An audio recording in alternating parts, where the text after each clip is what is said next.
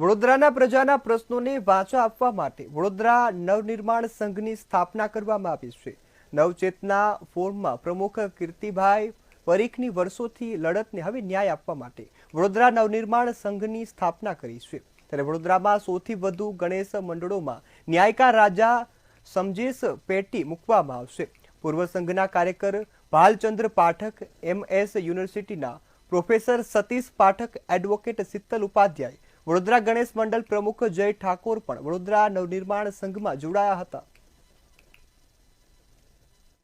વડોદરા નવનિર્માણ સંઘ નું જે આજરોજ નિર્માણ કરીને બધા એક મંચ ઉપર જે ભેગા થયા છે, ભાવના એક જ છે, એજન્ડા એક જ છે કે વડોદરાને બચાવવું છે। એ પછી હેરિટેજ તરીકેની માંડવીની જર્જરિત હાલત, ન્યાય મંદિર ની જે કફોડી પરિસ્થિતિ જોઈ રહ્યા છે, અમારો એક જ એજન્ડા છે કે વડોદરા